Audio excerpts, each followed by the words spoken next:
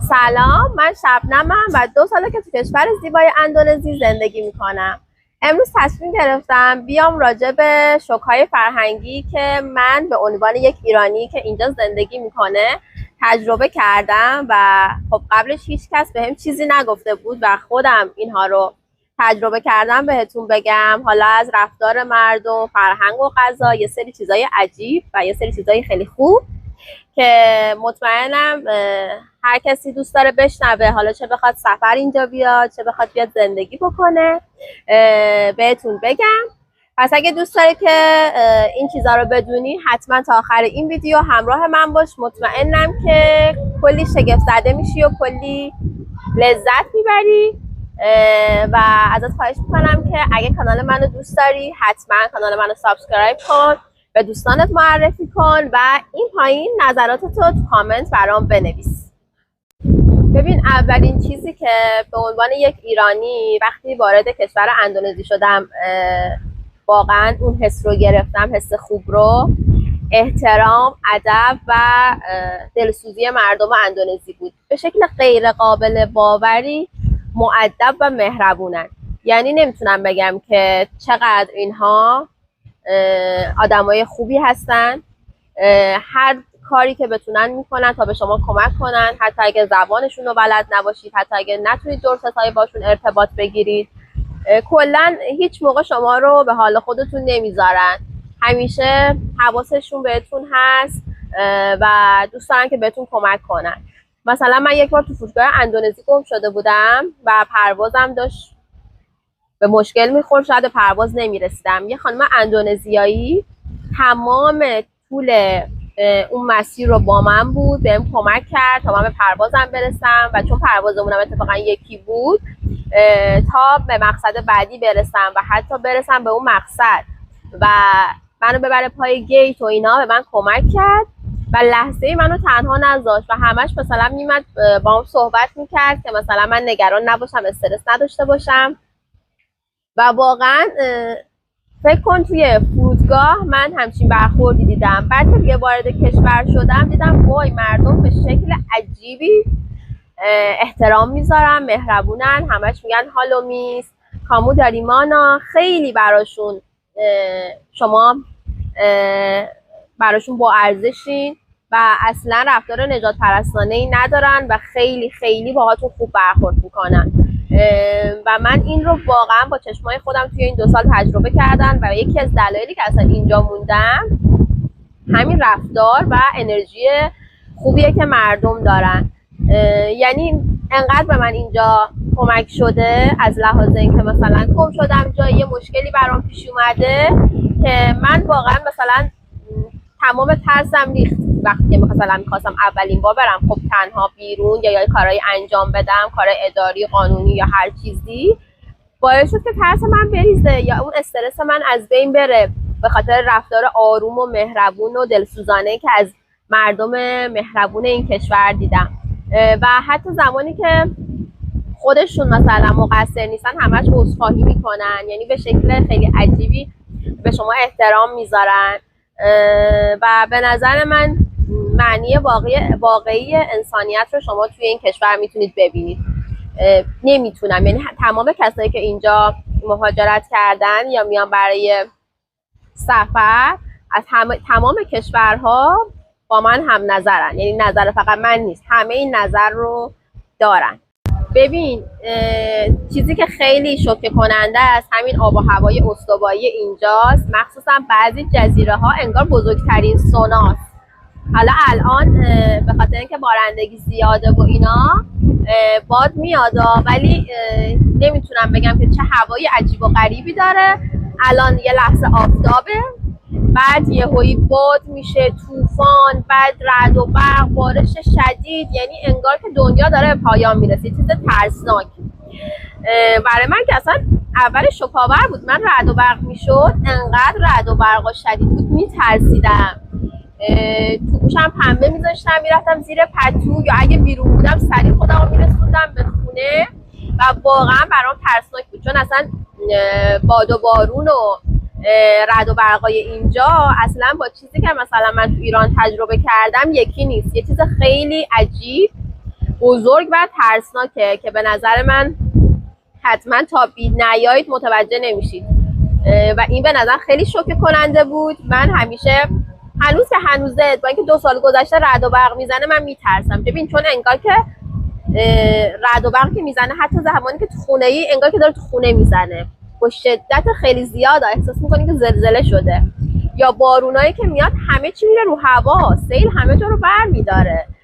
یه چیز خیلی عجیبی دیگه، اصلا آب و هواش خیلی خیلی عجیبه. مثلا من الان دیدم آب و هوا خوب، اومدم پایین ویدیو بگیرم، بعد الان دیگه داره باد و طوفان میشه و خیلی، ولی خب آب و هوای خیلی خوبی داره، تمیز آب و هواش، گرماش برای من اذیت کننده نیست و در کل من اینجا آب و هوا رو خیلی دوست دارم. فقط مشکلش اینه که من برف دوست دارم و برف نمیباره. ببین اینی که میخوام بهت بگم واقعا دیگه شوکه کننده بود برای من، خیلی شوکه کننده. این موتورهای نینجای اینجا، حالا چرا میگم نینجا؟ چون همشون سبز میپوشن، ترافیکای شدید و در عین حال جادویی.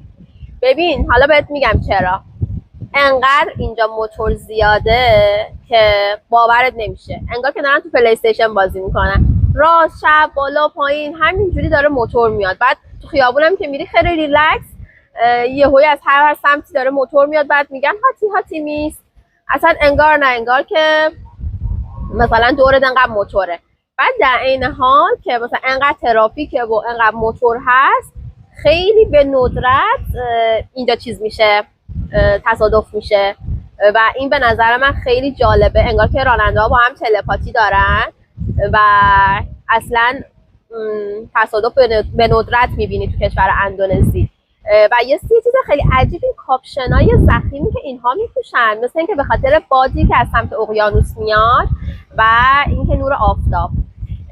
و من همیشه میگفتم وای خدا مثلا تو این آب و هوای استوایی، چون من اصلا واقعا نمیتونم چیز بسته بپوشم، خیلی اذیت میشم. تو این آب و هوای استوایی اینا چجوری کاپشن ضخیم دارن میپوشن و براشون خیلی عادیه، اصلا عادت دارن. اینجا اصلا بافت میپوشن، کاپشن میپوشن رو موتور و اینا، براشون خیلی خیلی عادیه. شوک بزرگ دیگه ای که به عنوان یک ایرانی من اینجا تجربه کردم، ببین غذاهاشونه. نمیتونم بگم چقدر سنبل، همون سس تند میخورن، ادویه های تند که برای من قفل. اصلا من اولین بار که غذا خوردم، غذای تند اینا رو خوردم، گفتم دیگه من دیگه صدا ندارم. 10 دقیقه فقط داشتم آب میخوردم، یعنی به هیچ عنوان تندیش از بین نمیرفت. یعنی آتیش میگیری، باید اصلا مسابقات اینا بخوای شرکت بکنی قطعا میبازی، به خاطر اینکه اینا به شدت غذای تند میخورن. حالا من کم کم عادت کردم، یه ذره میتونم به مقدار خیلی کم بخورم، اما اون جوری که خودشون میخورن به هیچ عنوان فکر نمی‌کنم ماها بتونیم بخوریم. یعنی یه لول خیلی بالایی از تندی رو اینا میخورن و براشون هم خیلی عادیه. یعنی به همه چی، به برنجشون، به مرغشون، به سیب زمینیشون، به هر چیزی که میخوام بخورن اینا سنبل میزنن، همون سس تند اندونزیایی. مثلا اینا غذای معروفشون ناسی گورنگ، ناسی پدنگ، بعد باکسو، فریزول، اکثر غذاشون تنده. مرتبک مانیس که یه نوع کیک و شیرینیشونه، اونم خیلی خوشمزه است. ولی کلا به نظر من به عنوان یک ایرانی مطمئنم که اگه بیایید غذاهای اینا رو بخورید شوکه میشید، چون اصلا نمیتونید بخورید. به نظر من که اصلا قابل خوردن نیست، چون خیلی تنده و جیگرتون آتیش میگیره. میتونم بگم واقعا جیگرتون آتیش میگیره و تندیش حالا از بین نمیره ها. واقعا نمیدونم مثلا چجوری میخورن. خیلی از لحاظ سبک غذایی با ما متفاوتن. مثل ما برنج و مرغ اینا میخورن، اما مثلا ما خورشت اینا داریم، ولی اینا بیشتر غذاهای سرخ کردنی و مرغ و برنج و سوپ و اینا، ولی تند میخورن. یه چیز دیگه هم که خیلی جالبه اینه که مثلا کسایی که از کشورهای مختلف میان، مخصوصا آمریکایی‌ها و استرالیایی‌ها، این که اینجا غذا و حمل و نقل براشون خیلی ارزونه. ببین شما مثلا اگه خب بخواید می رستوران بخوری شاید قیمت‌ها متوسط به بالا باشه، اما مثلا تو غذاهای خیابونیشون با 20,000 روپیه میتونید توی روز زندگی بکنید قشنگ اینجا. اگه بخواید غذای خیابونیشون رو بخورید. از نظر مواد غذایی قیمت ها پایینه، کیفیت ها خیلی بالاست و غذای خیابونیشون رو من تست کردم، خیلی غذاشون خوشمزه است و در عین حال خیلی ارزونه. بعد میتونید با گوجک و گرب موتوری هم مثلا به خیلی جاها برید، حالا چه با موتور چه با ماشین. قیمت اون هم به نظر من خیلی مناسبه و برای خارجی ها مثلا مخصوصا کسایی که از کشورهای استرالیا و آمریکا و اروپا میان، این هزینه مواد غذایی و حمل و نقل به نظرشون خیلی پایینه. حتی به نظر خیلی از اروپایی و آمریکایی هزینه مسکن هم نسبت به کشور خودشون اینجا پایین تره و این هم یه شوک فرهنگیه. مثلا یه آمریکایی میگفتش که من تو کشور خودم با کمترین مثلا هزینه $20 باید غذا بخورم، ولی اینجا مثلا میتونم برم تو غذای خیابونی بین $3 تا $5 یه غذای خیلی بزرگ و خوب بخورم.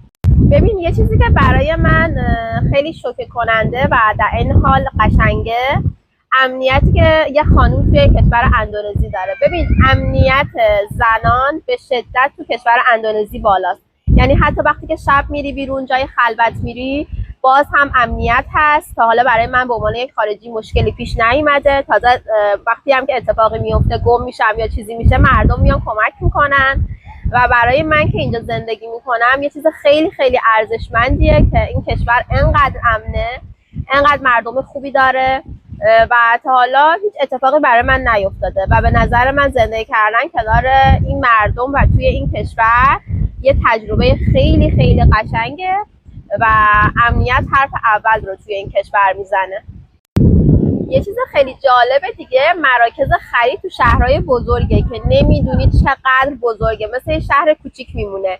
یعنی تو مثلا میری 3 ساعت راه میری ولی فقط 10% از اون مرکز خرید رو میتونی ببینی، مثل کازابلانکا، گرند اندونزیا، پاسیفیک پلیس.